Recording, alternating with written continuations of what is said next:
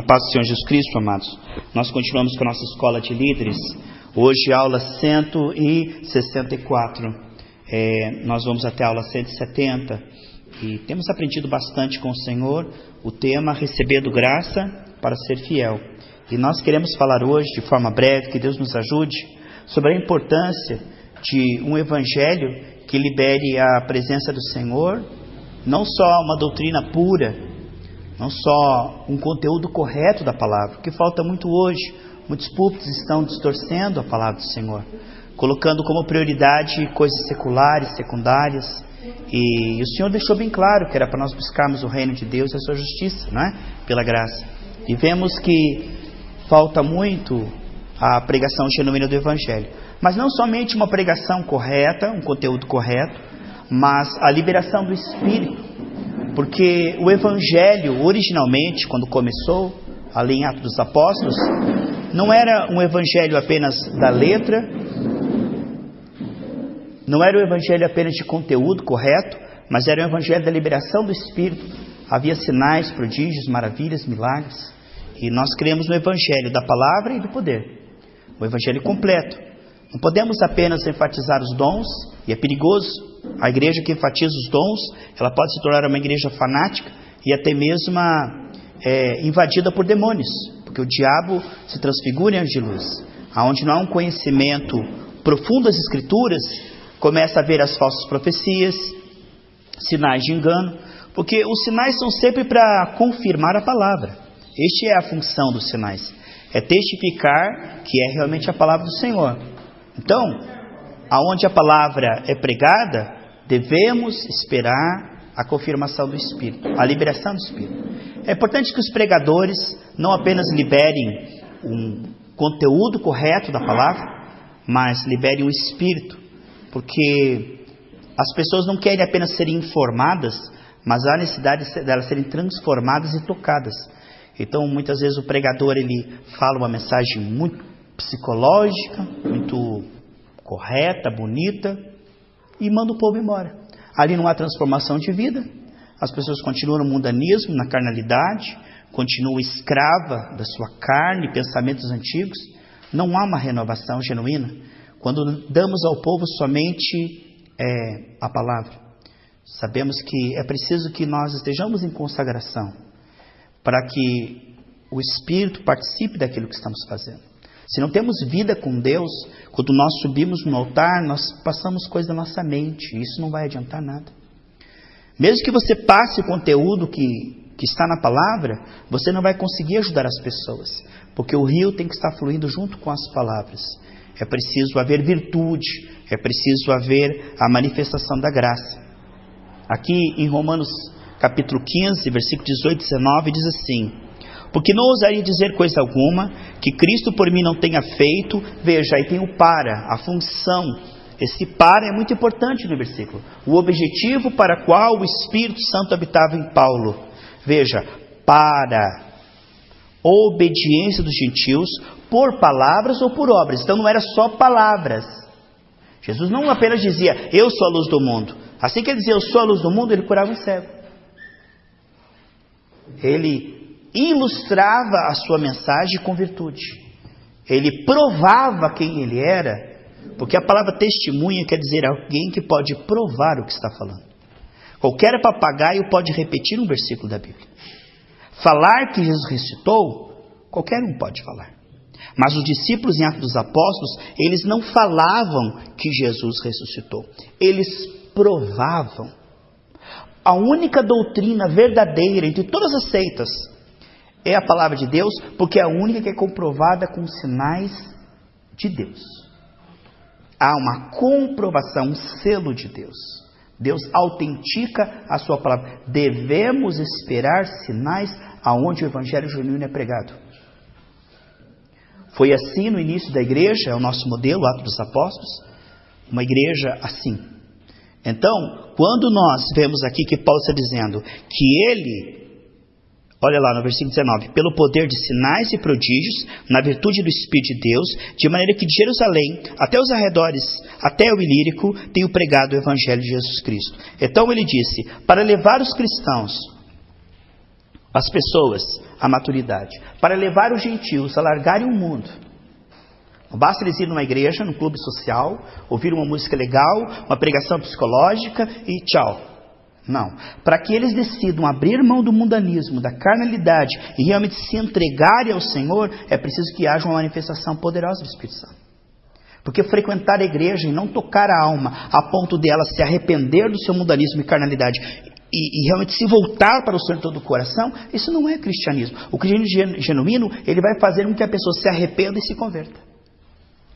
Não podemos ter uma safra, né, de estocagem de crentes. O Senhor não disse assim: fazei seguidores de vocês mesmos, ou fazei membros.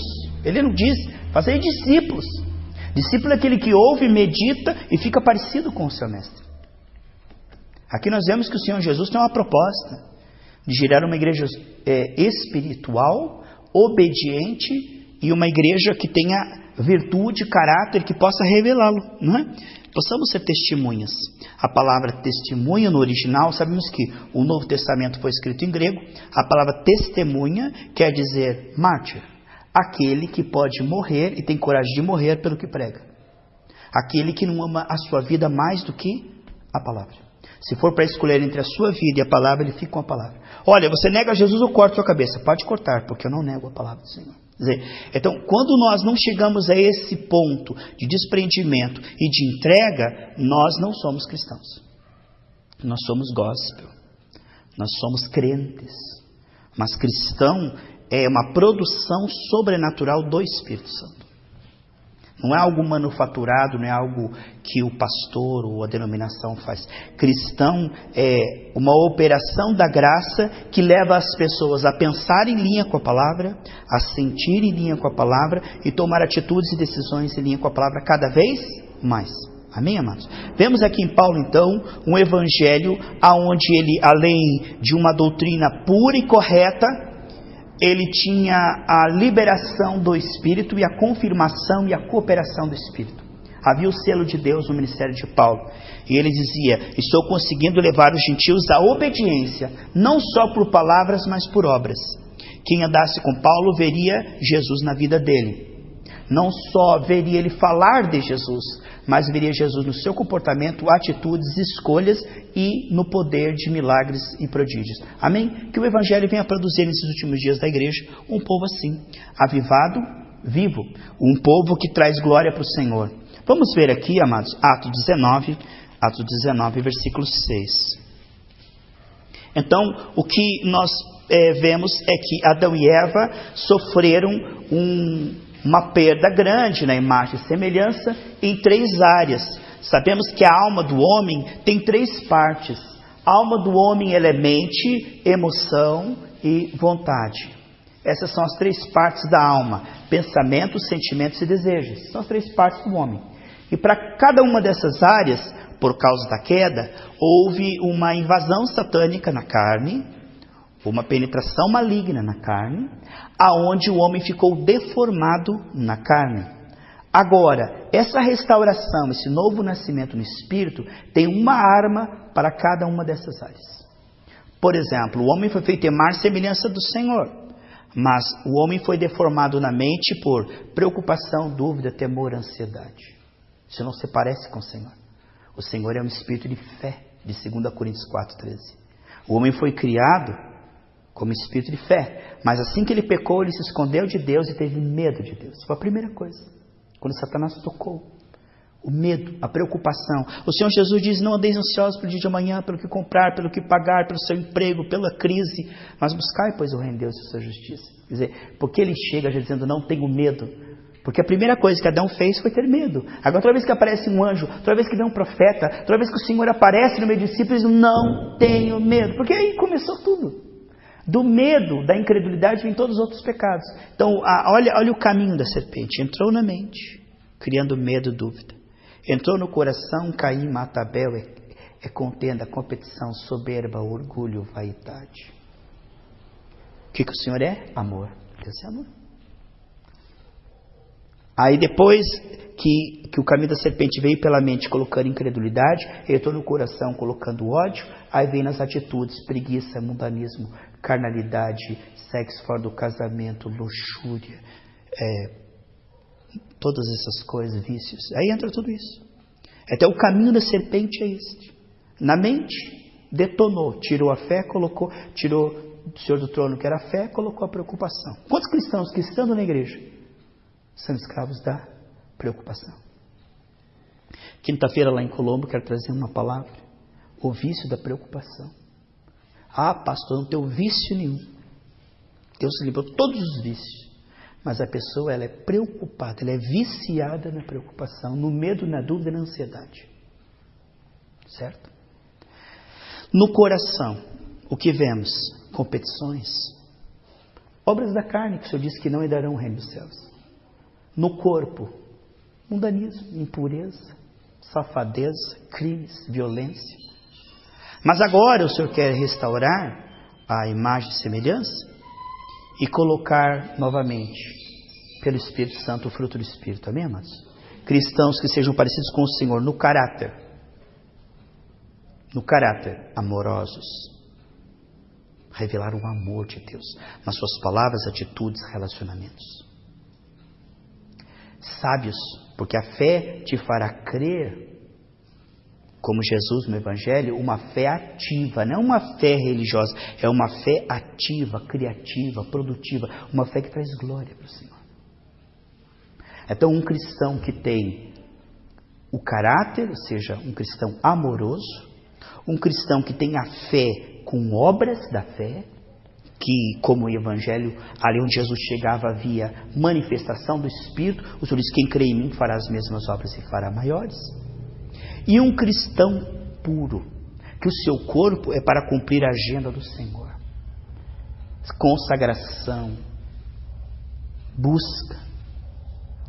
buscando o órfão, a viúva, o necessitado, pregando o Evangelho aos pobres, envolvido com o reino de Deus e a sua justiça, enchendo-se da palavra do Espírito, para derramar a palavra do Espírito, consagrado, animado para a consagração. Então, este é o cristão que se volta à origem, que foi criado perfeito. O que vemos hoje, as pessoas não têm tempo para a consagração, elas são preguiçosas, mundanas, cheias de inimizade, cheias de mundanismo, carnalidade e cheias de incredulidade. Quer dizer, é uma casa invadida por 7 demônios. Casa vazia, o Senhor diz que vem 7. Mas por isso ele diz, enchei-vos do Espírito. E o Espírito tem as características que nós estamos falando aqui. Amém, amados? Não podemos nos enganar dizendo, eu congrego na igreja, sou pastor, sou obreiro, sou diácono. Isso não é absolutamente cargo, não significa nada. O Senhor diz, enchei-vos do Espírito. Né? E nós podemos ver que a fé, ela pode ser avaliada, porque nada oculto que não possa ser manifesto. Nós podemos ver a fé pelas obras da fé. Como que nós podemos ver a evidência da fé? A pessoa diz, eu tenho fé. Qual é a evidência da sua fé? Está ficando cada vez mais apegado no Senhor? Está cada vez mais interessado pelo Senhor? Está cada vez mais parecido com o Senhor? Está cada vez servindo melhor o Senhor? Veja, está vendo progresso? Porque a Bíblia diz lá em 1 Pedro 2,2 que o Evangelho verdadeiro, 1 Pedro 1,23 e 2,2, ele tem uma característica, ele produz um avanço, um progresso, um crescimento nesse ponto. Se eu estou na igreja e não há crescimento, eu estou sendo enganado por um falso profeta. Porque um púlpito que informa, mas não transforma, é um púlpito de demônios, é a doutrina de Satanás. Uma igreja que entretém, que anima, que consola a carne, que adula a carne, que faz promessas à carne. Uma igreja que você entra, sai, e você não está avançando naquilo que o Senhor propôs avançar, essa é a doutrina de demônios. Por mais bonito que seja, Satanás transfigura em anjo de luz. Porque a verdadeira doutrina produzirá esse fruto. Não tem como você colocar uma melancia, ela produzir um fruto diferente. Aqui na Austrália, na Noruega, onde você colocar uma semente de melancia, ela vai produzir, nela está as características genéticas para produzir uma melancia. Não se espera da semente senão o quê? Um fruto correspondente. E o Evangelho genuíno produzirá cristãos parecidos com o Senhor Jesus. Entende? Se você diz que pelo fruto conhecemos a árvore, se você vê uma safra que não corresponde a um povo temente, consagrado e frutífero, sai correndo daquela igreja lá, porque é uma igreja de homens, mental. Porque a palavra do Senhor se propõe a produzir um povo santo. O que quer dizer santo? Separado do mundo, da carnalidade e do pecado. Não que tem que, ela consegue. Porque o Senhor nos fortalece para isso. O Senhor nos fortalece para o bem. A graça não exige mudança, ela produz mudança. A graça é o mistério da cooperação do Espírito. Vamos ver aqui em Atos dos Apóstolos, capítulo 19, versículo 6. E impondo-lhes Paulo as mãos, veio sobre eles o Espírito Santo e falava em línguas e profetizava. Vemos aqui uma liberação de virtude, poder, graça e unção. Não podemos viver abaixo disso. Se você for fazer franchise, chega lá para Habib's e fala assim, eu quero abrir um franchise da Habib's. Se você fizer um alimento abaixo do padrão, eles fecham, porque tem um padrão, não pode ser abaixo do padrão.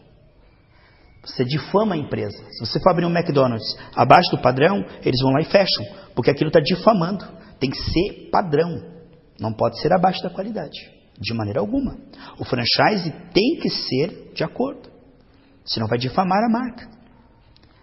Assim, quando uma igreja produz um cristão abaixo do padrão, ela não é igreja aos olhos do Senhor. Porque a propósito da igreja é gerar cristãos espirituais, amém? Então Paulo impunha as mãos e havia o que? Liberação do Espírito. Se você está cheio, quando você fala e quando você põe a mão, aquilo que está em você vai transbordar, rios fluirão do seu ventre. Porque a boca fala, o coração está cheio. Há pregadores que sobem no púlpito e falam, hoje o culto vai ser maravilhoso, o Corinthians deu de 5-0. Quer dizer, se ele está cheio de Corinthians, meu amado, que é obras da carne, competições, os que fazem tais coisas não entrarão no reino dos céus. Se ele passou a tarde inteira vendo competições da Olimpíada, você sabe que aquelas pessoas estão completamente contrárias. O Senhor nos chama a amar e perdoar, e eles estão competindo em seu espírito contrário à palavra do Senhor. Eles estão enfeitiçados por um espírito contrário, são mortos. Porque quem não atende o chamado da verdade é morto. A verdade nos chama a santificação. Aqueles que não estão ouvindo o chamado à santificação, eles estão ouvindo outra voz, eles são obedientes à mentira. O pai da mentira é o diabo. Eu falei quinta-feira lá em Colombo o seguinte, amados. Hoje o diabo paga bilhões de dólares para as pessoas entreterem outras com mentira, para que elas não tenham tempo para a verdade. Nós todos temos 24 horas. Mas se eu for entretido com a mentira, o pai da mentira é o diabo, eu não conhecerei a verdade não me libertará. A Bíblia diz em Oséias 4,6, o meu povo está sendo destruído por falta de conhecimento. Então a falta de conhecimento vem de eu não ter tempo para buscar conhecimento. Porque quem dá sabedoria é o Senhor, mas quem busca conhecimento sou eu e você. A Bíblia não pula da prateleira e a igreja não vem até você na tua porta, entra aqui. Não acontece isso. Quem busca conhecimento espontaneamente é eu e você. Portanto, para eu não buscar a verdade, o diabo procurará gastar o meu tempo na mentira. Veja só, a Bíblia diz em Apocalipse, ficarão de fora os que amam e praticam a mentira. Eu pergunto para você, novela é verdade ou é mentira? Aquele homem é pago por mês para dizer que é marido daquela mulher e enrolar o povo dia após dia, após dia, após dia, na mentira, porque aquilo ali não é verdade. E então tem a novela das 6, das 8, das 10, da meia-noite, e o povo fica das 6 à meia-noite ouvindo a mentira, e o diabo está pagando bilhões de dólares para que depois daquilo veja um filme que é mentira, e perca tempo com esporte que é mentira, e perca tempo com notícias que são mentiras, e aí vai ver a leitura bíblica, a oração, o jejum, o tempo a sós com o Senhor, o louvor, não chega a 10 minutos. Você está entendendo? Uma geração fraca e anêmica. Porque não é só a questão do que eu como, é a questão da qualidade do alimento. Se o meu corpo está precisando de um certo tipo de potássio, proteína, e eu começar a comer só gordura, isso não vai adiantar. Porque um alimento balanceado tem proteínas, tem vitaminas, tem sais minerais, é um alimento balanceado. Então não é só uma questão de comer bastante, mas comer bem. A mesa dos demônios são comida. Quem come bastante da mesa dos demônios não tem apetite. Você chega numa casa, uma irmã, ela fez uma comida maravilhosa, mas você não sabia, antes de sair de casa, você comeu um monte daquele salgadinho de isopor colorido. Sabe aquele isopor colorido? Você encheu o estômago de isopor colorido. Aí você chega lá, não tem mais espaço para comida. Por quê? Porque você se empanturrou de isopor colorido. Aí você fala, que pena, se eu soubesse que tinha esse banquete, eu não tinha enchido o meu estômago de isopor colorido, mas agora é tarde. Assim, as pessoas não têm apetite nem tempo para a verdade, por quê? Porque estão se alimentando da mentira. Quem se alimenta da mentira fica farto, porque a mentira dá uma falsa impressão de estômago cheio. Quem gastou 5, 6 horas na frente da televisão, o que ela vai fazer? Ela vai deitar porque ela está cansada, a mente dela está cansada, é tanto ver televisão, está vendo? Ela não tem fome, ela vai perdendo apetite. Ela não come isso porque ela está comendo aquilo. E vemos que na igreja primitiva, se você ler isto, você verá que eles estavam constantemente se reunindo nas casas, estudando a Bíblia, orando, louvando ao Senhor. Isso era uma coisa diária, eles tinham prazer. Hoje as pessoas vêm uma vez por semana na igreja, 6 dias, não pergunte onde estão, o que estão fazendo, porque certamente não estão envolvidos com a palavra, com a oração, com o jejum, com o temor, com a consagração, com a oração e línguas. E aí se pergunta, por que, pastor, minha fé não vai? Por que a minha vida não vai? Porque se eu investir tempo na verdade, a verdade me libertará. Mas a mentira, o pai da mentira é o diabo, e quanto mais lugar eu der ao diabo, mais ele vai matar, roubar, destruir, dentro ou fora da igreja.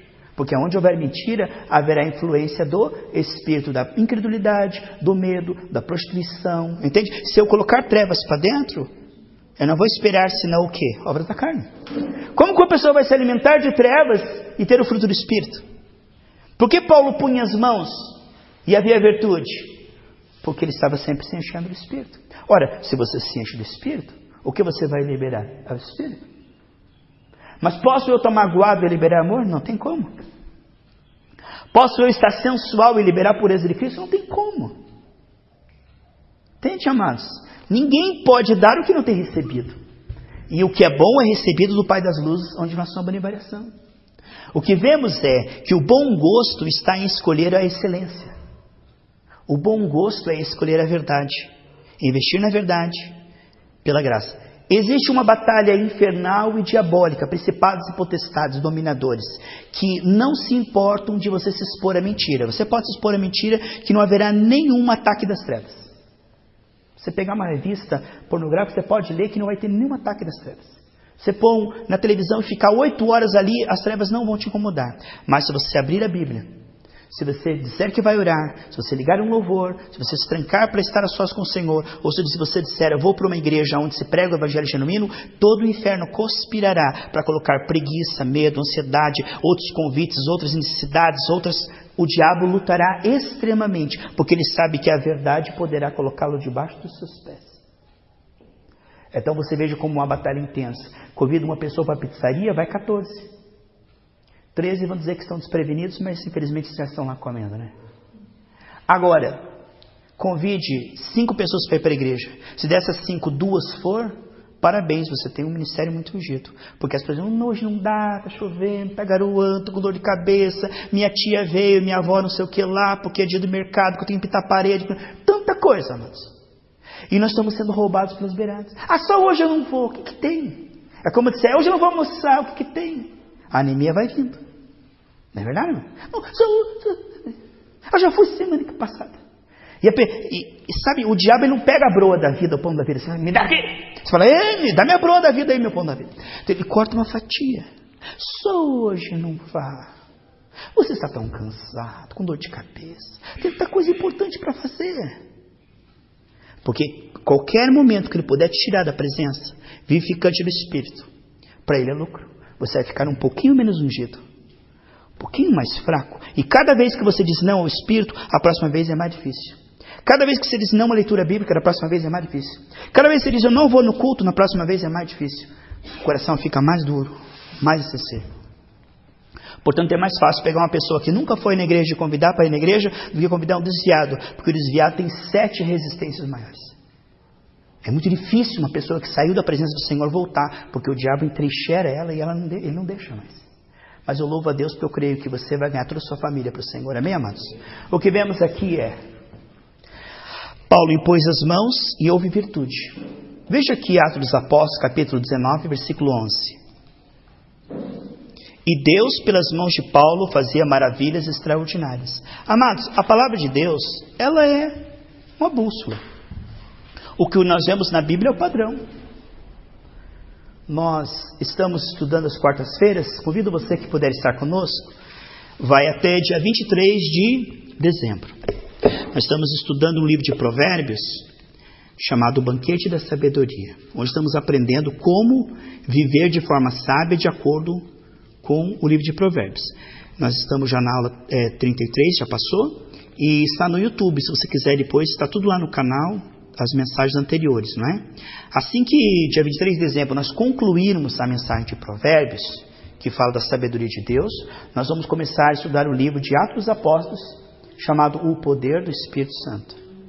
Acabando o livro de Atos dos Apóstolos, nós vamos para o Evangelho de João, chamado O Amor de Deus. Então, a sabedoria, o poder e o amor. Um alimento balanceado essa igreja tem tido, pela revelação do Espírito, para que o povo não seja deficiente em nada. Não uma igreja apenas dos sinais, mas de caráter. Não uma igreja apenas de caráter, mas sabedoria e discernimento para não ser enganado pelos falsos profetas. Um povo bem instruído na palavra, mas um povo com sinais, prodígios e maravilhas. Não só um povo com sinais, prodígios e maravilhas e conhecido na palavra, mas um povo que dá bom testemunho lá fora e que tem o caráter de Cristo. Para que nada o Senhor seja difamado. Amém, amados? Vamos ver aqui, a palavra de Deus é 1 Coríntios 14, 4. Queridos, muito importante que nós venhamos a fazer isto. A Bíblia diz que Paulo orava em línguas mais que toda a igreja de Corinto inteira. Tem gente que pensa que para orar em línguas tem que ser um momento de fogo no altar, ele começa a... Não, meu irmão. O dom de línguas é o único dom que você pode começar e parar a hora que você quiser. E é o único dom que incendeia os outros dons. Você sabe que a menorá, em Israel, existe assim, o candelabro, e eles são 7 lâmpadas. São 7 lâmpadas, representando os 7 Espíritos de Deus. E a menorá é assim o seguinte: a luz do meio ela é removível. Você acende ela e com aquela você acende as outras 6. Assim funciona a menorá, o candelabro em Israel. Você acende do meio, tira ele e acende os outros. Assim é o dom de línguas. Pelo dom de línguas você recebe o dom de revelação, interpretação das escrituras, o dom de cura, o dom de profecia. Todos esses são incendiados primeiro pelo dom de línguas. O dom de línguas é o que abre a porta para todos os outros dons. Quem não ora em línguas não tem os outros dons manifestos. Paulo dizia: eu oro em línguas mais que todos vocês. E o dom em línguas você pode orar baixo ou alto, porque não é a altura da voz.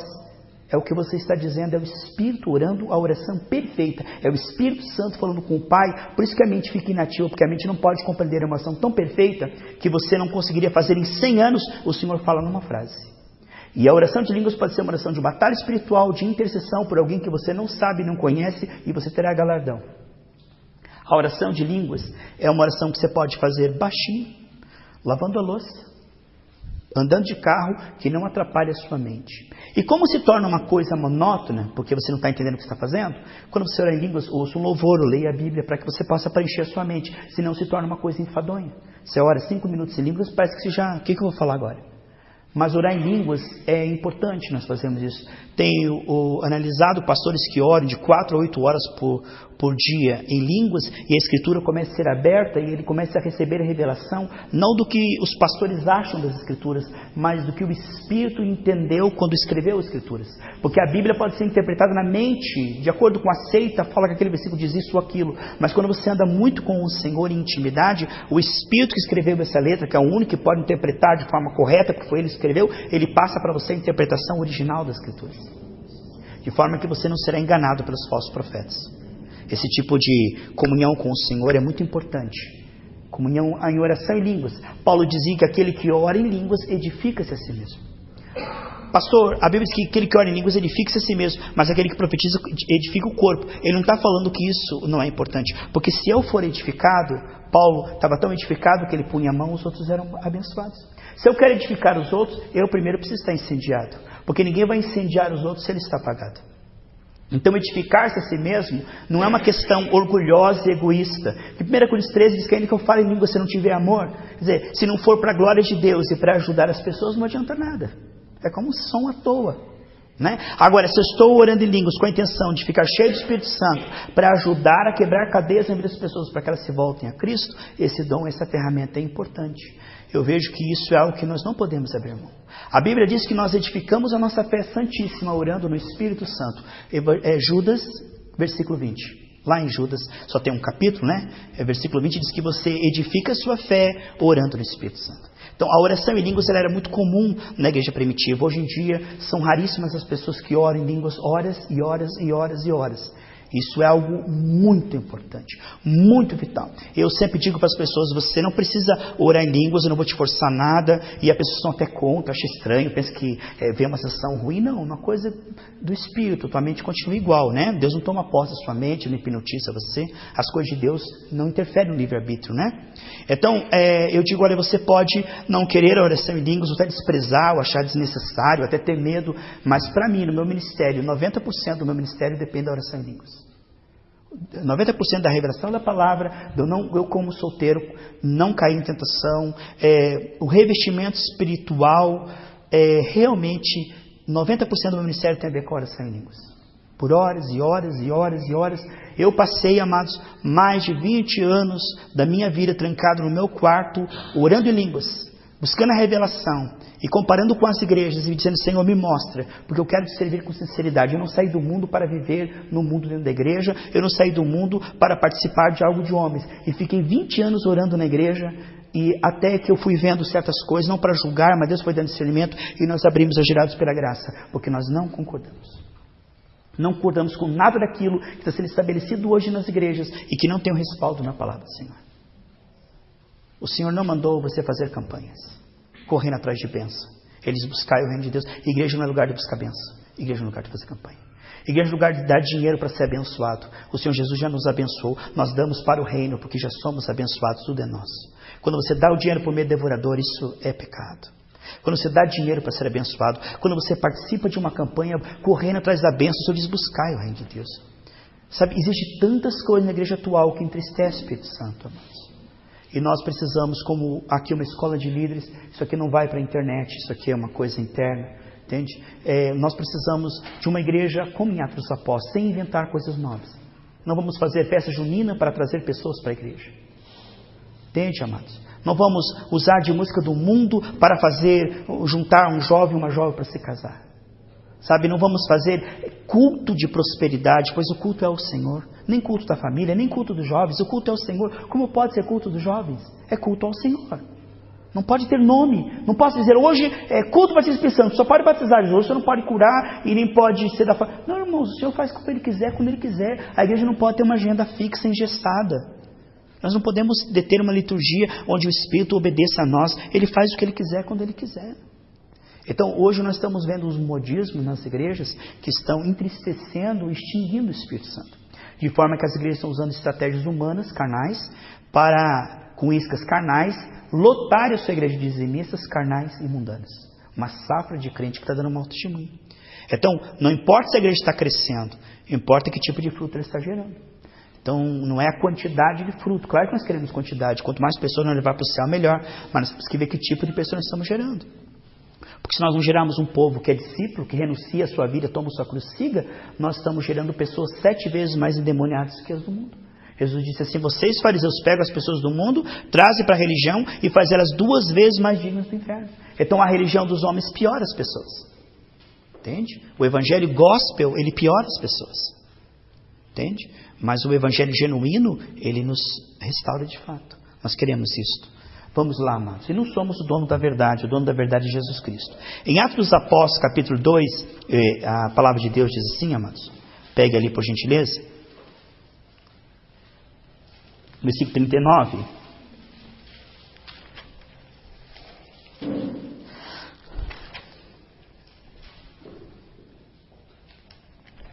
Atos 2,39 diz assim, porque a promessa, e que promessa é essa que nós temos em Atos 2,39? Eles estavam falando do quê? de que eles foram batizados com o Espírito Santo, estavam profetizando. Pastor, você está enganado. O dom de línguas é o dom de falar a língua das nações para evangelizar, o inglês, o francês, o italiano. Porque aqui eles estavam falando e as pessoas das outras nações vieram e entenderam.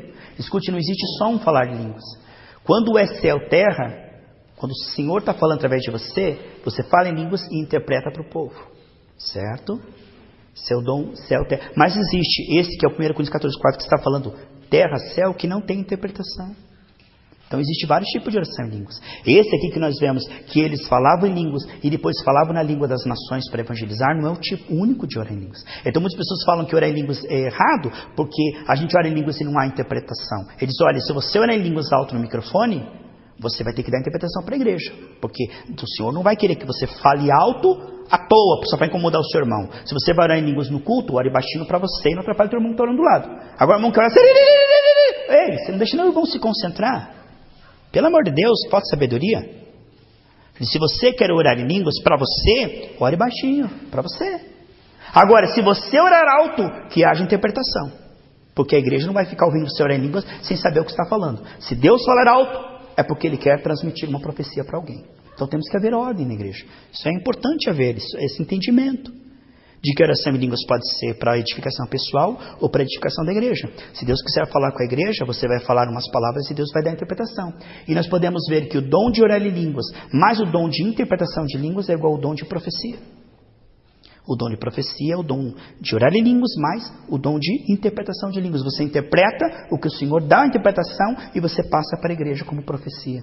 Amados, nós vemos aqui que este dom é para todos os que o Senhor ainda chamar. Não era só para aquele momento de Pentecostes. Muitas pessoas, hoje, igrejas tradicionais, dizem que os dons de língua são meninice, que o que importa agora é amor, e que quando chegar o perfeito, que o canto da Escritura estiver pronto, não precisa mais de dons. Não, amados, os dons são necessários. Enquanto a igreja estiver na terra, é preciso curar enfermos, é preciso expulsar demônios, e é preciso orar em línguas e se revestir do Espírito Santo. Isso aí, até o Senhor que é perfeito vier, e nós somos perfeitos, aí não precisará mais de dons, porque lá no céu não tem que curar enfermo, não tem que profetizar, lá não precisa de nada disso. Mas aqui na terra precisa.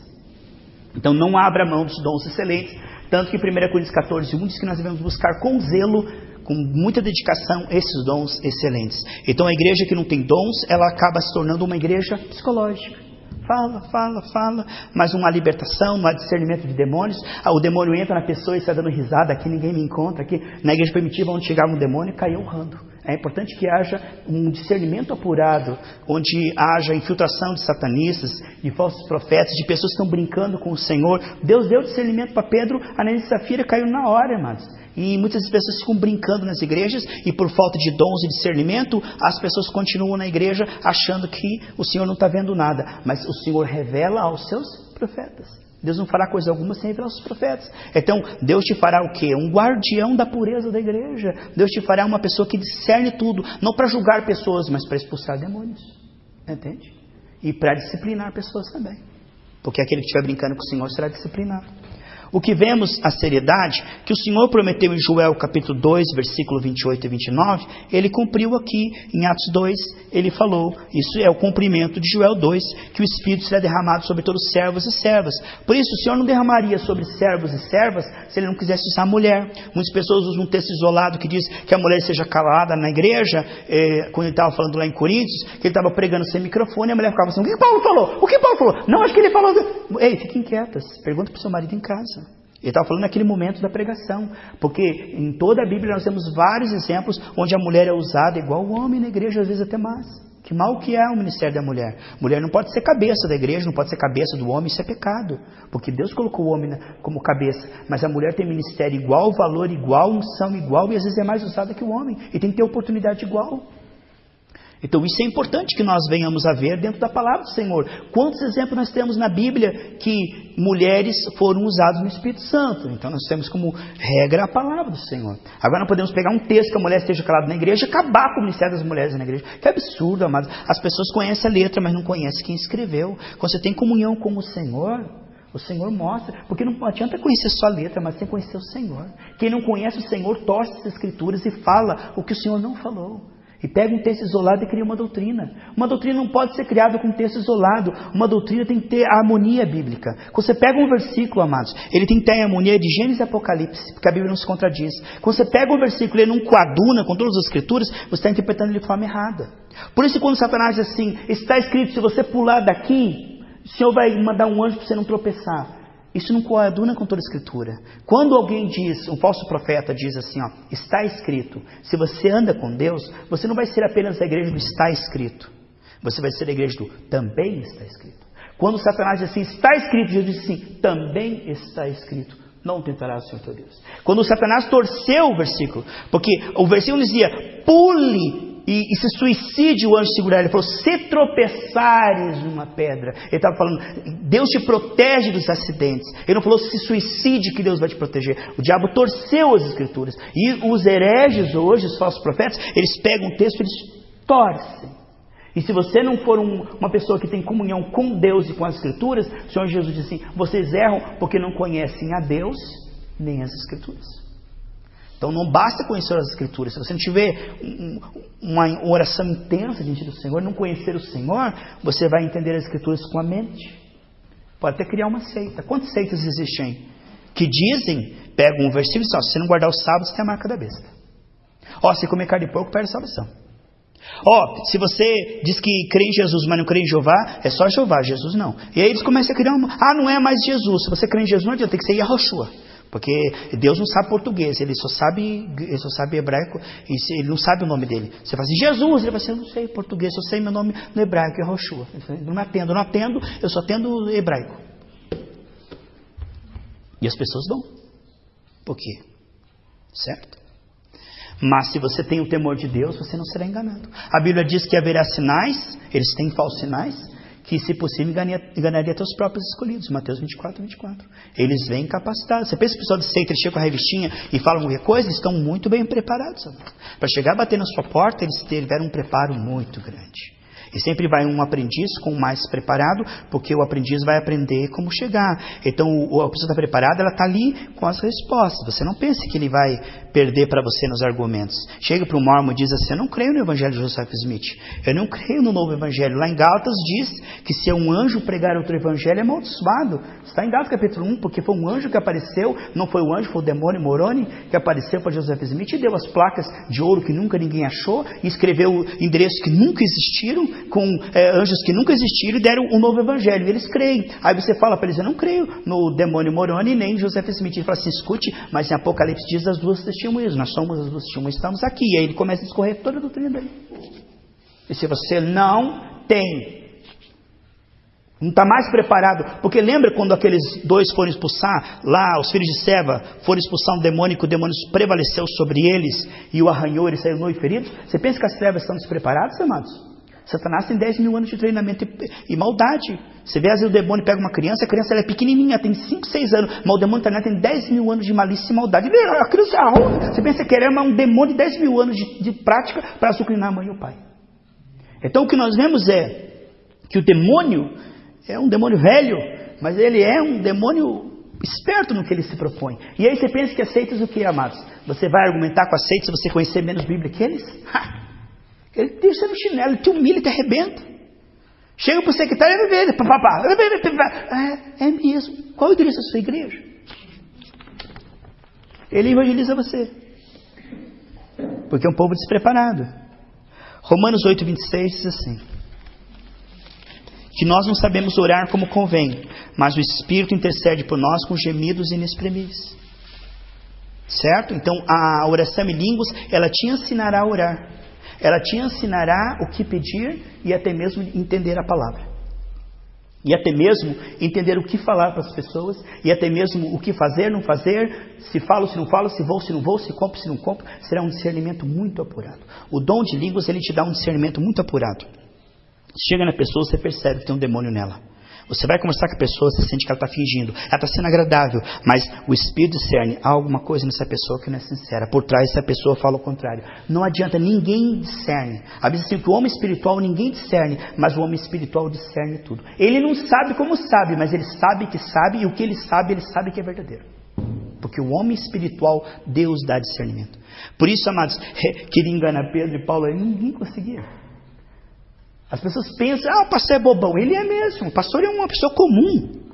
Mas quando Deus coloca algo em liderança, Ele dá dons e talentos e capacidades, porque sem esses dons e capacidades, o pastor não tem condição nenhuma. Então, por que Deus dava habilidades sobrenaturais a Moisés? Por que Ele deu a Josué? Porque é preciso. Porque se o pastor não for ultra, mega, super capacitado, o diabo dá 10-0 nele. Os carnais acabam com ele. Então é preciso que haja uma liderança sobrenatural numa pessoa comum. O pastor é uma pessoa comum. Mas porque Deus o chamou para a liderança, ele tem capacidades. Agora, todos nós somos líderes. E todos nós podemos ter capacidade na nossa área de influência, onde você vai, Deus quer usar você. Porque não é uma coisa assim, que eu agora sou o guru. Não, mas todos nós somos irmãos. O único mediador entre nós e Deus é Jesus Cristo. Mas quando Deus cria um corpo, Ele coloca o coração, o pulmão, Ele dá cada dom segundo. E a liderança não é para inspirar terror, nem para dominar, é para servir bem. Porque você veja bem, amados, se o pastor não cuidar bem das ovelhas, vem o lobo e come as ovelhas. Então por que Deus dá habilidade ao pastor? Para que ele possa servir bem a igreja e destruir os demônios, as heresias e os maus. Porque se o pastor não estiver bem orientado, quem é que vai tirar as doenças, os demônios, as coisas dos crentes mais fracos e carnais? Não tem como. Então o pastor tem que ser alguém muito ungido, capacitado e sábio para servir bem o corpo de Cristo, mas para a glória do Senhor. E à medida que você vai se entregando ao Senhor, Deus vai te dando capacidade. Diz que um se frutifica 30, outro 60, 100. Aquele que dá fruto, o Pai poda para dar mais fruto. Então, à medida que você vai servindo o Senhor e lavando os pés do discípulo, Deus vai te dando mais habilidade para ajudar mais pessoas. Antigamente você conseguia ajudar as pessoas num nível, mas se você andar com o Senhor, você conseguirá ajudar muito mais. Você terá muito mais sabedoria, muito mais unção, muito mais revelação, muito mais amor, de forma que você terá mais ferramenta para servir melhor as pessoas. Porque um líder bom não é aquele que manda e que está sobre o povo, é aquele que está abaixo para servir e para servir bem. E para nutrir, alimentar, o Senhor diz, bem-aventurado quando eu vier e achar você alimentando bem o meu povo, certo? Dando ao povo aquilo que o povo necessita. Como o Senhor diz lá em 1 Coríntios 4, que nós somos dispenseiros. Então nós estamos entre um povo e um Deus Todo-Poderoso. Então o Espírito quer fluir através de nós, como o rio de água viva. Né, amados? Na dispensa do Senhor a cura, a libertação, a revelação, a profecias, a milagres, e Deus quer usar a minha vida e a sua. Já estamos quase concluindo. Vamos ver aqui, então, a palavra de Deus, que diz aqui em Atos 5:12. Que Deus me ajude a mim e a você, amados. Mortos para a carne, liberar o Espírito. Se entregar à morte, para as tentações, para o mundanismo. Amados, quando eu atendo o mundanismo, meu espírito fica mais cego. É assim, ó.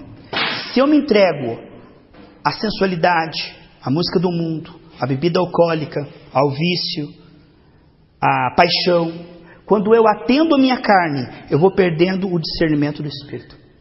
Assim foi Constanção. Eu vou entendendo cada vez menos a Bíblia. Eu fico cada vez mais com menos ânimo de ler a Bíblia. Mas uma pessoa começa a vir na igreja, começa a entregar o pecado, ela vai perdendo o ânimo de vir para a igreja. Ela vai perdendo o ânimo de ler a Bíblia. Ela vai perdendo o ânimo da oração. Cada vez que eu atendo a minha carne, o meu espírito vai enfraquecendo. Mas quando eu atendo o meu espírito, ele vai se fortalecendo. E aí fica mais fácil renunciar à paixão, o mundanismo, a carnalidade. Porque a Bíblia diz, se você andar no espírito, você não cumprirá os desejos da carne. Então, a pessoa espiritual, ela consegue dizer não. Entende? Toma só um pouquinho aqui, não faz nenhum mal. Você toma. Mas daqui a pouco, aquilo ali, um abismo chama outro abismo. No outro, você vai tomar 2 copos. No outro, você vai tomar 3 copos. Assim, daqui a pouco, você está completamente escravizado. Então, a pessoa, o inimigo não entra de sola. Ele vem por níveis. Por exemplo, o que mal tem você que é solteiro se masturbar? Só para você desafogar um pouco. Aí a pessoa faz aquilo. Aí ela vai ficando viciada no sexo. Daqui a pouco ela não tem mais controle. Daqui a pouco ela está completamente dominada pelo sexo, de uma maneira que ela fica viciada sexual. Mas tudo começou de uma maneira, o que tem? Deus te perdoa. Começa de forma suave. Ninguém toma um garrafão de 5 litros de... Só um socialzinho, é Natal aqui, vamos lá. Só pra, não vai ficar do conta, aquela tá assim, plim, som. O que tem? Só uma musiquinha, só essa aqui, vamos lá. Só esse aqui. Contamina. E quando contamina, enfraquece. Porque o diabo não faz nada de graça, ele faz com a intenção de enfraquecer. Tudo que o Senhor faz é com a intenção de te aproximar dele e te fortalecer. Por exemplo, tudo que é do Senhor te aproxima do Senhor. Tudo que é do diabo te afasta do Senhor. Ver uma novela vai te enfraquecer na leitura bíblica, vai te enfraquecer na oração, vai te enfraquecer na verdade e vai te tornar mais viciado, porque amanhã você tem que ver o próximo capítulo, que vai ficar muito mais interessante. É o dia que o rapaz vai matar ou não vai matar? Será que ele vai matar? Entendeu? E pastor, você está pegando pesado? Não, amados. Estou apenas orientando um povo. A tua vida é tua, você faz o que você quiser com ela. Mas eu estou aqui te orientando porque o Senhor me ungiu para falar a verdade. Senão ele teria me recolhido, me levado. Porque eu sempre digo, Senhor, se for para enganar o seu povo, ou me mata, Senhor. Porque se for para mim criar hereges, ou um povo morno que vai para o inferno, ficar enganando o povo, é melhor o Senhor me matar. Porque, Senhor, tem coisa pior, Bíblia diz que os piores castigos do inferno são para aqueles que ensinam errado. Ele diz lá em Tiago 3, não haja entre vocês muitos que pegam o microfone. Diz, cuidado, fuja! Porque esses receberão pior castigo. Por quê? Você está lidando com almas eternas. Se você falar algo errado, você está representando o Senhor. Por que Moisés não entrou na terra prometida? Porque ele representou mal o Senhor. Um Deus irado, nervosinho. A gente fica no povo, ele representa um Deus nervosinho. Isso é pecado. Deus é amor. Entende? Mas Deus é santidade. E aí nós vemos que para lidar com isso é preciso não se levantar, mas deixar que Deus te levante. Não pegue o microfone por conta, mas o Senhor te colocou o microfone e fale. Então eu sempre digo, Senhor, se não for para me falar as tuas palavras, me recolhe, me mata ou me tira da igreja. Porque o povo precisa da verdade.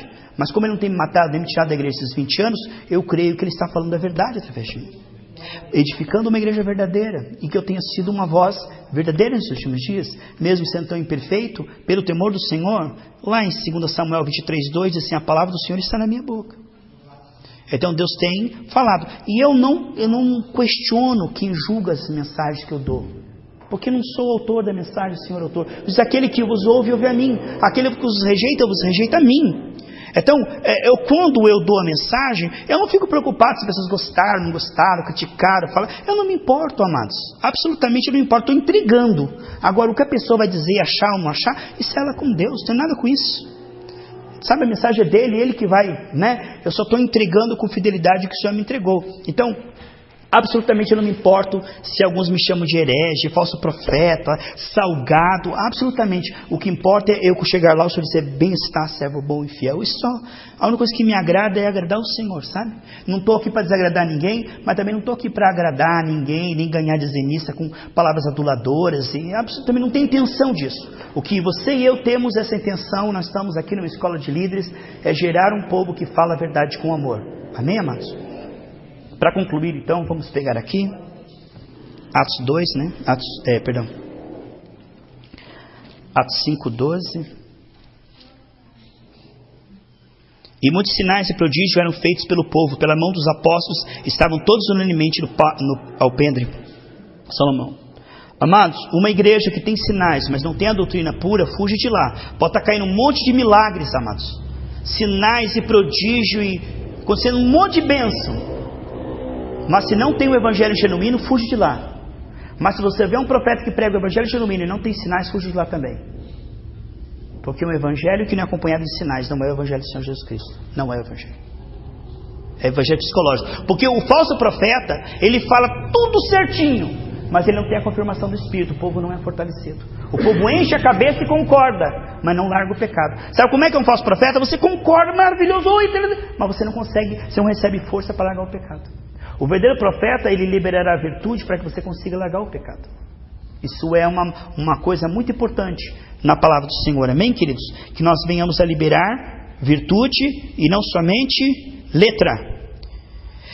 E vamos pregar o evangelho completo. Então a Bíblia diz em Atos capítulo 8 que todo mundo prestava atenção no que Filipe dizia, porque via os sinais, prodígios, maravilhas e milagres que ele fazia. Atos 8:6. Jesus disse assim, vocês não vão crer em mim. Só de blá blá blá. Nem Jesus